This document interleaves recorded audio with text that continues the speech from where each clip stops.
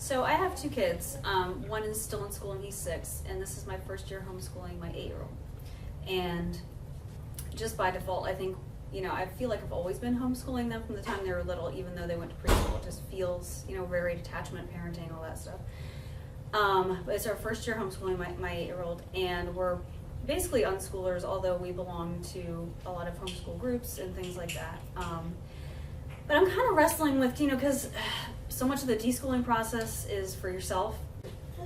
So my son at home now, I used to be very much more intentional about doing things together, not sitting at a desk and doing work, but like projects and, saying, hey, what do you want to learn about? And we're going through an like experimental phase right now where it's like, what would he do left to his own devices? And he's super into Minecraft, which I know that you feature here. But he's got a little bit of an addictive personality, and literally over, it was spring break for his brother, so they were both off. They will do it the entire day, and I'm not kidding. To their credit, they set their alarms on their phones for 6 a.m. They get up, and they will do gaming until dinner time, like nonstop. Same here. Yeah, okay.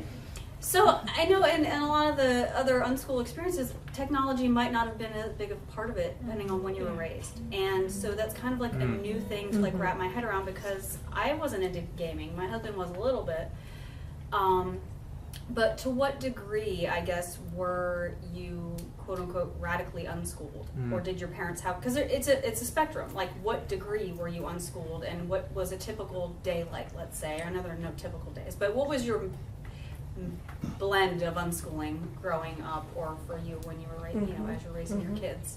Because it's so open that it's like you said, doubting yourself every day. I'm like, should I be trying to rein this in for him, or is this, maybe he's going to become, now he's learning coding, so he's creating his own mods and things in Minecraft. I'm like, maybe that's what he's meant to do. So it's hard not to doubt yourself. If only you could have like a career in that. If only, right? That's where like I wanted Jesse to answer briefly about his technology background too, but then too, if I can put you on. Should I go first?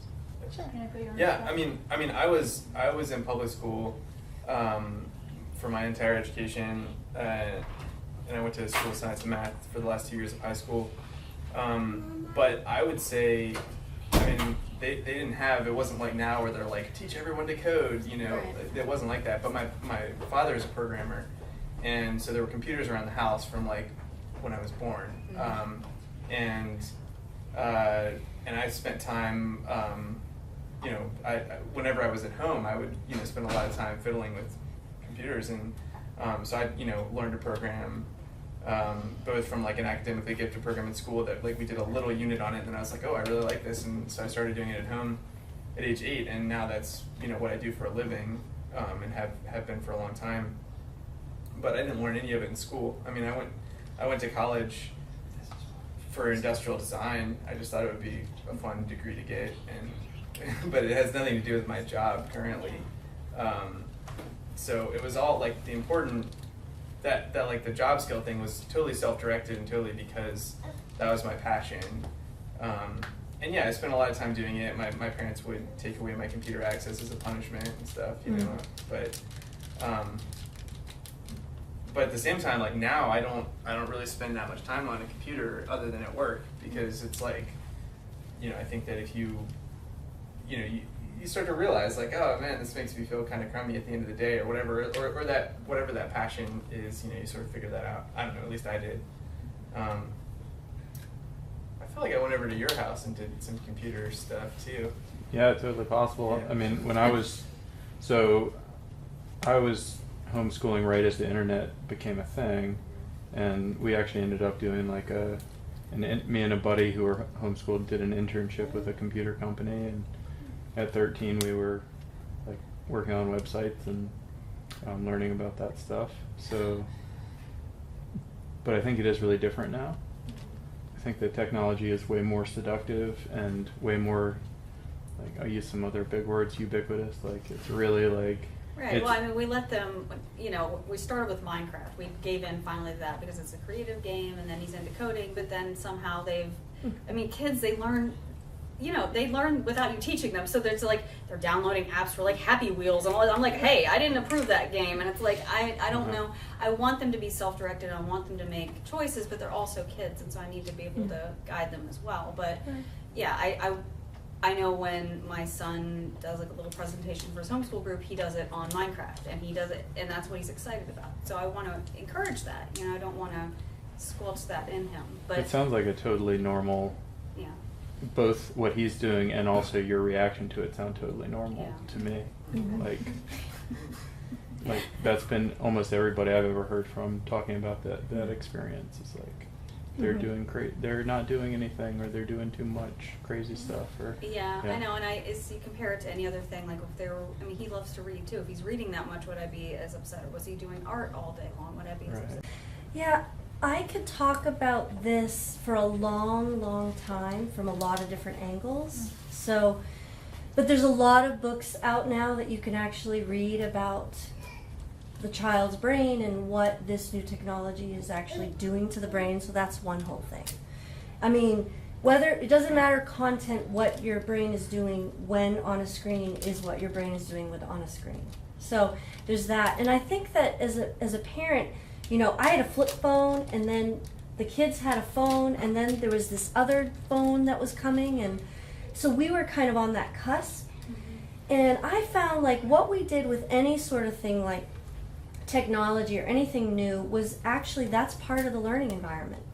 So it's like how we work with that is part of how we're finding balance and how we're learning. So it's like, we didn't let the kids just go whole hog.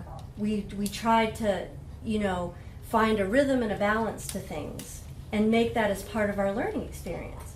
It's like, and not only that, it's like, look at what people are doing and how they're connecting. Like with this, you know, the Facebook and all this stuff. And it's really can be very disconcerting, because I feel like how we're trying to learn here, like at Pathfinders, is really about connection. And there's this false sense of connection. So that's sort of from the philosophy angle. Like, what are we really connecting with, you know? So, like, for instance, when kids used to come over, we wouldn't do computer games. We'd be like, this is time for connection, you know, or whatever. But there's also that passion, you know, that kids have, and you want to let that get fed, you know? So, but I think that what you're talking about is balance. And then what you were saying, Blake, was like, did I get the Andy? Blake's my son. That's Blake, fine. your son. That's right. Is, you know, really listening to how you're feeling about it. Right. And that's something that I've had. There's some philosophies for unschooling, like if you limit something, it makes it more enticing. You know, like if you're on a diet and you can't have chocolate, that's all you think about. So we were trying to see if we let him have it, maybe after he'll find his own balance. Yeah. Go, you know what? Now I want to go read a book for a while. And so it was kind of an experiment over spring break, but that was like not long enough for it to take hold. It might take a while. I mean, it takes a while. It's like if you have unlimited access to candy or something. Right. And I know, like my dad, he, as a kid, he got like a 5, I don't know, it was like a 1 pound or 5 pound. It was like a chocolate tiger, and he loved chocolate, and he ate the whole thing, and he got really sick. Right. And then he still loves chocolate, but he said he managed to pin it on like, oh, it's the artificial vanilla flavor in there, but you know, it's like, so he won't eat anything with artificial vanilla flavor, but you know, it's like caused him to moderate his consumption of chocolate, but he had to have that experience. If somebody was telling him, don't eat so much chocolate, it's a hard balance. It's like you want to trust yourself as a parent, you want to trust the child's instinct, but it's like, it's letting go, like that letting go is hard. Well, if it's true, I mean, there's this thing that floats around. There's this thing. We know our children better than anyone. Yeah. Right? And I think there's a lot of truth to that. So I think if we tune in and we're connected, that's really important. Right. And then, what was I going to say? The other thing about that's really, I think, pretty important. Let's see if I can return to it. It'll come back. But, I think it's about, finding that balance and listening to your gut, you know, about it. Okay. You know, just listening to your gut. Yeah, I mean, we do try to mix it up and get them outside a whole lot. And like I said, they already love to read. It's just funny how it's flipped, because it used to be television, and they exclusively like to watch like certain shows or documentaries or whatever. And now that we let them have Minecraft, it's like, I actually like scolded my son. I was like, So at Pathfinder, or something that Peter Gray says about screens is that a lot of times for kids who are home alone, it's their only way to connect to other children. So it's like if we had the kinds of neighborhoods where kids ran out and were in the street, and if we had the kind of culture where you wouldn't get arrested for letting your kid walk across the street alone, they might do that to connect to each other. So mean, to like me, when we were kids. addiction is always about what's the need you're trying to fill. So it's like if the need is for connection with other people, maybe that's the easiest way to get it. At Pathfinder and at A&I in Baltimore, what I saw with screens is that kids do connect to each other through screens. So what I see is when kids bring their screens, they snuggle up on the couch and their heads are together like boys, and they're like, and they're like, at this level I did this and this and that. So there's tons of like talking. They're talking all the time. When they have other kids to play with the screen, it's like just another toy in the toy box. And the kids who are the most into the screens are also the most into climbing the trees and the most into playing the tag. And you know, it's like they're and some of them, when they get older, I think they don't have the ability to play pretend the same way as when they're really young, and the screens like provide that rich imaginative experience. That said, I've told the kids, and when I talk to parents about it, I don't think people will enroll in our program unless there's some kind of limit on screen time, and the kids have to be a part of that. So it needs to be a consent-based decision. So far, it hasn't really been a problem in our culture. So, it's around Sally. Well, I just wanted to relate to as a homeschooling mom. When we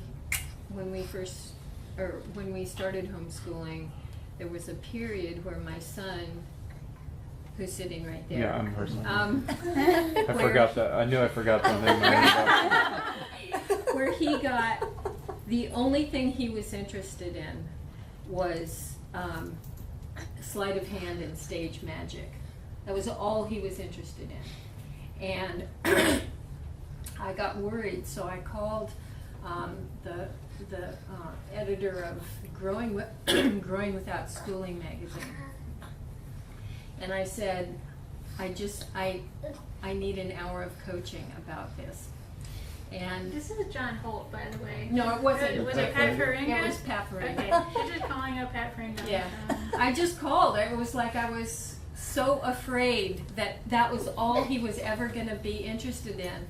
And it was probably in the first year or so that we were homeschooling. And I talked to Pat Faringa, and he said, so what's he interested in? And I said, he's interested in sleight of hand magic. And he said, he is? That's fabulous. He'll learn everything. And I said, what do you mean? There's no future in magic. And he said, you have no idea what he'll learn by pursuing that. And it was like, okay. So I just let him go for it. I just said, okay, that's all he wants. He loves it. He's passionate about it. We'd go, Raleigh had a magic store. We'd go to the magic store and dump more money than I felt like I could afford on professional magic things. He got professional magic books and read them. It was so wonderful. But I had the same fears that you're having. I just want you to know that. And then at a certain point, it shifted, and he got immersed in the world of computers with a buddy. And they took apart the first computer I gave to Andy, and I was just, it was like, no, you didn't just take that apart. Sorry, can I just say, I used to do that all the time. My parents would go buy like junkyard things and I would take them apart. Yeah. But, like you were saying, Christy, it's like there's an inner knowing, I think, that kids have. And I used to be really worried about the screens, but after hearing sort of Hope's experience at A&I in Baltimore, it was just like, yeah, I mean, of course, if somebody's really